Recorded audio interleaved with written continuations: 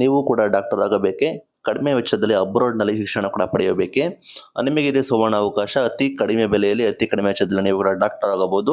ಹೆಚ್ಚಿನ ಮಾಹಿತಿಯಾಗಿ ಡಿಸ್ಕ್ರಿಪ್ಷನಲ್ಲಿ ವಿಡಿಯೋ ಹಾಕಿರ್ತೀನಿ. ಅದೇ ರೀತಿ ಗೂಗಲ್ ಫಾರ್ಮ್ ಕೂಡ ಇರುತ್ತೆ. ಅದನ್ನು ಲಿಂಕ್ನ ಕ್ಲಿಕ್ ಮಾಡಿ ನೀವು ಹೆಚ್ಚಿನ ಮಾಹಿತಿಯನ್ನು ಕೂಡ ಪಡೆದು. ಹಾಯ್ ಎವ್ರಿವನ್, ನೀಟ್ ವಿದ್ಯಾರ್ಥಿಗಳಿಗೆ ಬಿಗ್ ಶಾಕಿಂಗ್ ಕಂಪ್ಲೇಂಟ್ ಕೂಡ ಬಂದಿದೆ. ಈ ನೀಟ್ ಪರೀಕ್ಷೆ ಅಂದ್ಬಿಟ್ಟು ಪ್ರಶ್ನೆ ಪತ್ರಿಕೆ ಸೋರಿಕೆ ಅಂದ್ಬಿಟ್ಟು ತೀರಾ ವಿವಾದ ವ್ಯಕ್ತಪಡಿಸಿದ್ದಾರೆ. ಇದು ಚುನಾವಣೆ ಅಸ್ತ್ರ ಕೂಡ ಮಾಡಿದ್ದಾರೆ.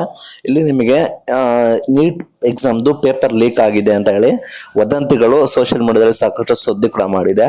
ಚುನಾವಣೆ ಹಿನ್ನೆಲೆಯಲ್ಲಿ ಇದನ್ನ ಲೋಕಸಭೆಯಲ್ಲಿ ವಿಪಕ್ಷ ನಾಯಕರು ಇದನ್ನ ಚುನಾವಣೆ ಅಸ್ತ್ರ ಮಾಡಿಕೊಂಡು ಕೇಂದ್ರ ಸರ್ಕಾರದ ವಿರುದ್ಧ ವಾಗ್ದಾಳಿ ನಡೆಸಿದ್ದಾರೆ. ನೀಟ್ ಪರೀಕ್ಷೆ ಪ್ರಶ್ನೆ ಪತ್ರಿಕೆ ಸೋರಿಕೆ ಆಗ್ತಾ ಇದೆ ಅಂತ ಹೇಳಿ ಪೋಸ್ಟ್ ಇಲ್ಲದೆ ಇರೋ ಕಾರಣ ಕೆಲ ಪ್ರಶ್ನೆ ಪತ್ರಿಕೆಗಳ ತುಣುಕುಗಳು ಸಹ ವೈರಲ್ ಆಗಿದ್ದಾವೆ.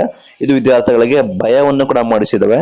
ಕೆಲ ಪ್ರಶ್ನೆ ಪತ್ರಿಕೆಗಳ ತುಣುಕು ಮೀನ್ಸ್ ಸಣ್ಣ ಪುಟ್ಟ ಪ್ರಶ್ನೆ ಪತ್ರಿಕೆಗಳದು ಮಾಹಿತಿಗಳು ವೈರಲ್ ಆಗ್ತದೆ. ಇದರ ಬಗ್ಗೆ ರಾಹುಲ್ ಗಾಂಧಿ ಪ್ರಿಯಾಂಕಾ ವಾಗ್ದಾಳಿ ಮಾಡಿದ್ದಾರೆ.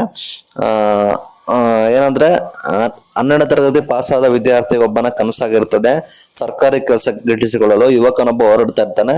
ಇದರಲ್ಲಿ ಮೋದಿ ಸರ್ಕಾರ ಶಾಪವಾಗಿ ಮಾರ್ಪಟ್ಟಿದೆ. 24 ವಿದ್ಯಾರ್ಥಿಗಳ ಭವಿಷ್ಯವನ್ನು ಮತ್ತೊಮ್ಮೆ ಹಾಳು ಮಾಡಲಾಗಿದೆ. ದೇಶನ ಪ್ರಧಾನಿ ಏನಾರು ಹೇಳಕ್ ಬಯಸ್ತಾರ ಅಂತ ಹೇಳಿದ್ದಾರೆ.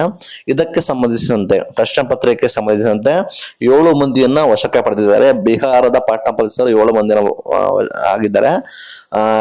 ಪರೀಕ್ಷೆ ಆರಂಭವಾದ ಕೆಲ ಗಂಟೆಯ ಮೊದಲು, ಪರೀಕ್ಷೆ ಶುರುವಾದ ಸ್ಟಾರ್ಟಿಂಗ್ ಕೆಲ ಗಂಟೆ ಮೊದಲು ಪ್ರಶ್ನೆ ಪತ್ರಿಕೆ ಸೋರಿಕೆ ಆಗುವ ಮಾಹಿತಿ ನಮಗೆ ಲಭಿಸಿತ್ತು. ಅಂದ್ರೆ ಅವ್ರಿಗೆ ಮಾಹಿತಿ ಬಂದಿದೆ. ಅದಕ್ಕೆ ತನಿಖೆ ಆರಂಭಿಸಿ 7 ಜನರು ವಶಕ್ಕೆ ಪಡೆದಿದ್ದಾರೆ ಅಂತ ಹೇಳಿ ಪೊಲೀಸರು ಹೇಳಿದ್ದಾರೆ. ಅಂದ್ರೆ ಒಪ್ಕೊಂಡಿದ್ದಾರೆ ಪೇಪರ್ ಲೀಕ್ ಆಗಿದೆ ಅಂತ, ಹಾಗಾಗಿ ನಾವು ಇದನ್ನ ಮಾಡಿದ್ದಾರೆ ಅಂತ ಹೇಳಿದ್ದಾರೆ. ಈಗ NTA ಏನ್ ಹೇಳಿದೆ ಅಂದ್ರೆ ಪ್ರಶ್ನೆ ಪತ್ರಿಕೆ ಸೋರಿಕೆ ಆಗಿದೆ ಅಂತ ಹೇಳಿ ಕೆಲವು ವದಂತಿ ಆಗಿದೆ. ಜಾಲತಾಣದಲ್ಲಿ ಅರಿತು ಬಿಟ್ಟಿರುವ ಪ್ರಶ್ನೆ ಪತ್ರಿಕೆಗೂ ಇದಕ್ಕೂ ಯಾವುದೇ ರೀತಿ ಸಂಬಂಧ ಇಲ್ಲ. ಪರೀಕ್ಷೆ ಸುಸೂತ್ರವಾಗಿ ನಡೆದಿದೆ ಅಂತ ಹೇಳಿ ಮಾಹಿತಿ ಕೊಡ್ತಾ ಇದ್ದಾರೆ. ಬಿಹಾರದಲ್ಲಿ ಪೊಲೀಸರು ಕೂಡ ಬಂದಿದ್ದಾರೆ. ವಿದ್ಯಾರ್ಥಿಗಳಿಗೆ ಭಯ ಪಡಬೇಡಿ, ಆತಂಕ ಪಡಬೇಡಿ. ಆ ರೀತಿ ಅಂತ ಬೆಳವಣಿಗೆ ಮರು ಪರೀಕ್ಷೆಯನ್ನು ಕೂಡ ನಡೆಯೋದಿಲ್ಲ ಅನ್ಕೋತೀನಿ.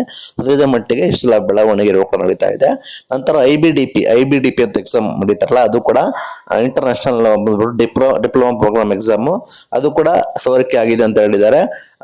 ಬಹುತೇಕ ವಿದ್ಯಾರ್ಥಿಗಳಿಗೆ ಪ್ರಶ್ನೆ ಪತ್ರಿಕೆ ಮೊದಲೇ ಸಿಕ್ಕಿತ್ತು ಅಂತ ಹೇಳಲಾಗಿದೆ. IBDPದು ನೀಡ್ತು ಒಂದು ಗಂಟೆ ಹಿಂದೆ ಕೆಲ ಟೈಮಲ್ಲಿ ಲೀಕ್ ಆಗಿತ್ತು, ಅದನ್ನ ಬಂಧಿಸಿದ್ದಾರೆ ಅಂತ ಹೇಳಿದ್ದಾರೆ.